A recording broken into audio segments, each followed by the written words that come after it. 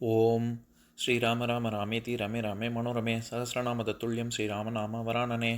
உலகம் யாவையும் தாமுழா வாக்கலும் நிலைபெறுத்தலும் நீக்கலும் நீங்களா அழகிலா விளையாட்டுடையார் அவர் தலைவர் அன்னவர் சரண் நாங்களே.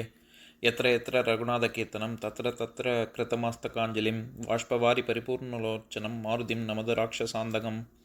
அஞ்சிலே ஒன்று பெற்றான் அஞ்சிலே ஒன்றை தாவி அஞ்சிலே ஒன்று ஆறாக ஆரியர்க்காக ஏகி அஞ்சிலே ஒன்று பெற்ற அணங்கை கண்டு அயலாரூரில் அஞ்சிலே ஒன்றை வைத்தான் அவன் எம்மை அழித்துக் காப்பான்.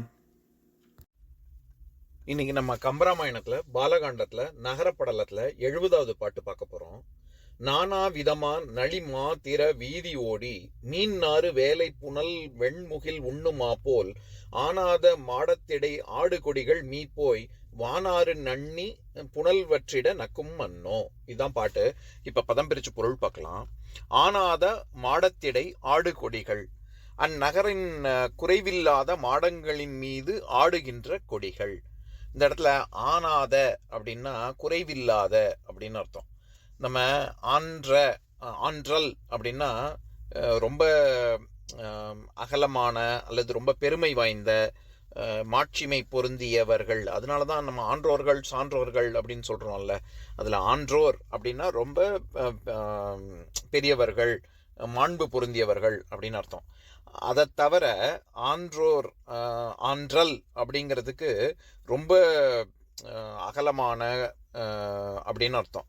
அப்போ ஆனாத அப்படின்னா கொஞ்சம் கூட குறைவே இல்லாத அப்படிங்கிற பொருள் வருது. அப்படி குறைவே இல்லாத மாடங்களின் மீது ஆடுகின்ற கொடிகள்.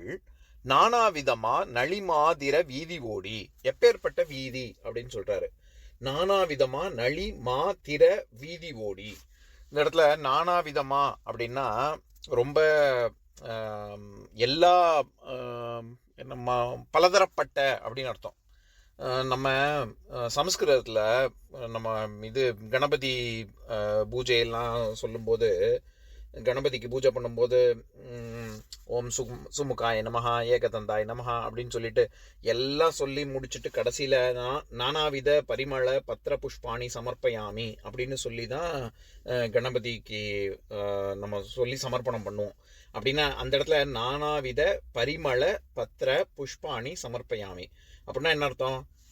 4 திக்கிலும் எல்லா இடங்களிலும் உள்ள பரிமளம்னா வாசனை பொருந்திய, பத்திரம்னா இலைன்னு அர்த்தம், புஷ்பம்னா பூன்னு அர்த்தம். அதனால பலதரப்பட்ட எல்லா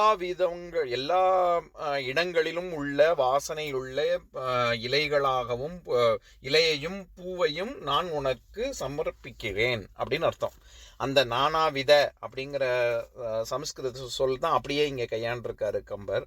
நானாவிதமா அப்படின்னா ரொம்ப நாலாவிதமாகவும், 4 விதமாக சொல்கிறோம் அப்படின்னு சொல்கிறோம்ல. அந்த 4 விதம்ங்கிறது வெறும் நம்பர் 4 பேர் என்ன சொல்லுவாங்க அப்படின்னு நம்ம சொல்கிறோம்ல. அப்படின்னா 4 பேர்னு அர்த்தம் கிடையாது. ஊரே என்ன சொல்லும் அப்படிங்கிறத தான் 4 பேர்னு சொல்கிறோம். அந்த மாதிரி 4 விதமா அப்படிங்கிறத தான் நானாவிதமா அப்படின்னும் சொல்லலாம். எல்லா பக்கமும்னு அர்த்தம், எல்லா விதமாகவும் அப்படின்னு அர்த்தம். மல்டிஃபோல்டு அப்படின்னு இங்கிலீஷில் சொல்கிறோம்ல, அதுதான் அர்த்தம். 4 விதமாகவும் பறந்து விரிந்த. இந்த இடத்துல நளி அப்படிங்கிற சொல்லுக்கு நிறைய அர்த்தம் இருக்குது. அதாவது ரொம்ப செறிவாக இருக்கிறது, பெருமை, அகலம், செருக்கு, குளிர்ச்சி, இப்படி நிறைய அர்த்தம் இருக்குது. இந்த இடத்துல நளினா ரொம்ப பறந்து விரிந்து இருக்கக்கூடிய தன்மையை குறிக்குது. அந்த இடத்துல வீதிகள், அயோத்தி நகரில் இருக்கக்கூடிய வீதிகள் எப்படி இருக்கு அப்படின்னு கேட்டால் 4 விதமாகவும் எல்லா பக்கமும் பறந்து விரிந்து பெரிய திர அப்படின்னு சொல்றாரு. பெரிய வானவீதியில் ஓடி. இந்த இடத்துல திர அப்படிங்கிற சொல்லுக்கு நம்ம திறம் அப்படின்னா ஸ்திடம் அப்படிங்கிற சமஸ்கிருத சொல்லேன்னு தான் நம்ம திறம்னு சொல்கிறோம். அப்படின்னா என்ன? ரொம்ப ஸ்திடமாக இருக்கான்னா ரொம்ப உறுதியாக இருக்கான் அப்படின்னு சொல்கிறோம்ல.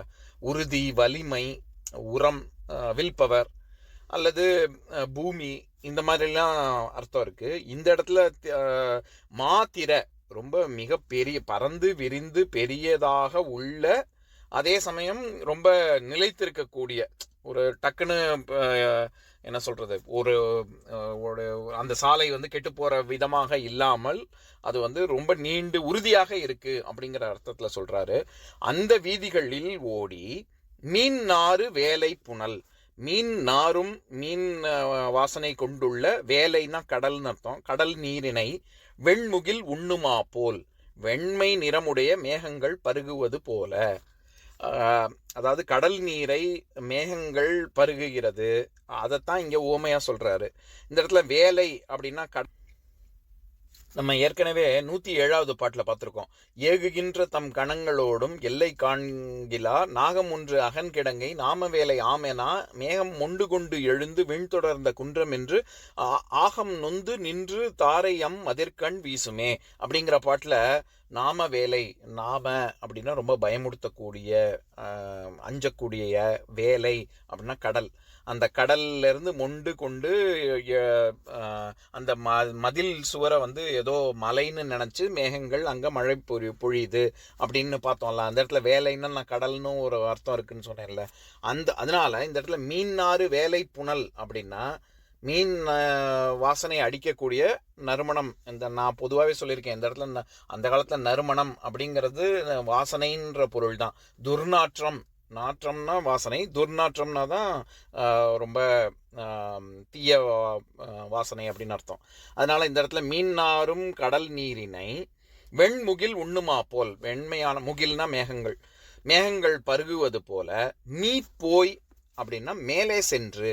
நான் ஏற்கனவே சொல்லியிருக்கேன், மீ போய் அப்படின்னா மீது, அதாவது மீதுன் விரும்பேல் அப்படின்னு ஆத்திச்சூடியோடைய உதாரணம் கூட சொல்லியிருப்பேன்ல. அது அப்படின்னா அதன் மீது அப்படின்னு அர்த்தம்.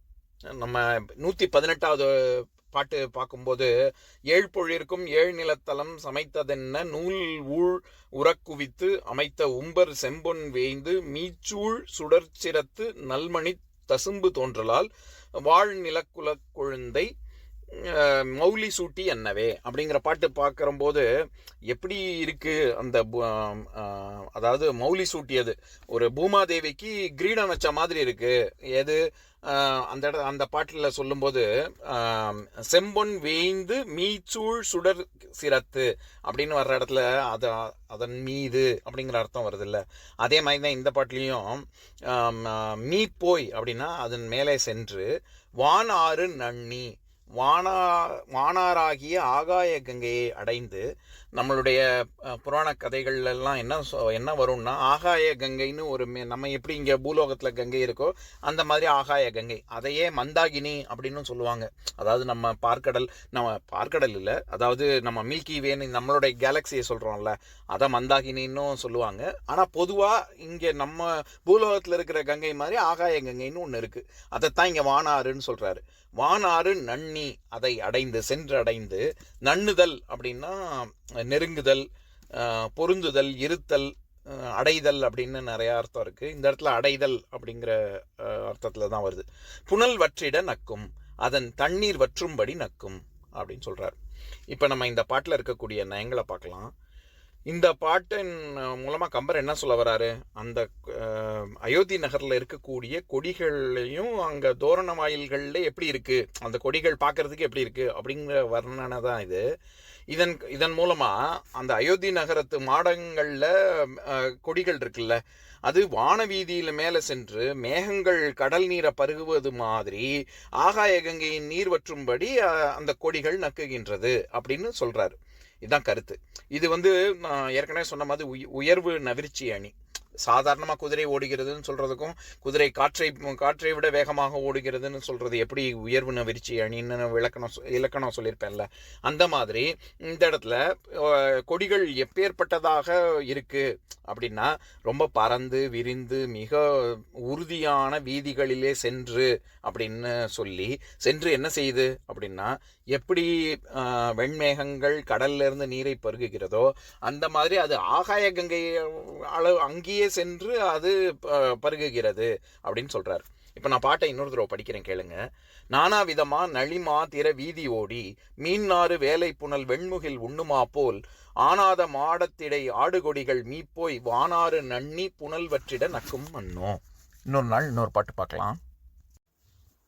ஓம் சாந்தாகாரம் புஜகசயனம் பத்மநாபம் சுரேஷம் விஸ்வாதாரம் ககனசத்ரசம் மேகவர்ணம் சுபாங்கம் லக்ஷ்மீகாந்தம் கமலநயனம் யோகி ஹிருத்யானகம்யம் வந்தே விஷ்ணும் பவபயஹரம் சர்வலோகைகநாதம். உம்பரோடு இம்பர்காரும் உலகம் ஓர் ஏழும் ஏழும் எம்பெருமான் என்று ஏத்தி இறைஞ்சி நின்று ஏவல் செய்ய தம்பியரோடும் தானும் தருமமும் தரணி காத்தான் அம்பரத்து அனந்தர் நீங்கி அயோத்தியில் வந்த வள்ளல். ஓம் பூர்ணமதः பூர்ணமிதம் பூர்ணாத் பூர்ணமுதஸ்யதே பூர்ணஸ்ய பூர்ணமாதாய பூர்ணமேவாவசிஷ்யதே. ஓம் சாந்தி சாந்தி சாந்திः.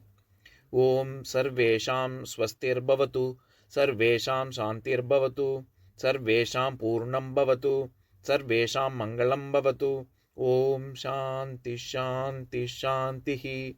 ஓம் சர்வே பவந்து சுகினः சர்வே சந்து நிராமயாः சர்வே பத்ராணி பஷ்யந்து மா கஷ்சித் துக்கபாக் பவேத். ஓம் சாந்தி சாந்தி சாந்திः.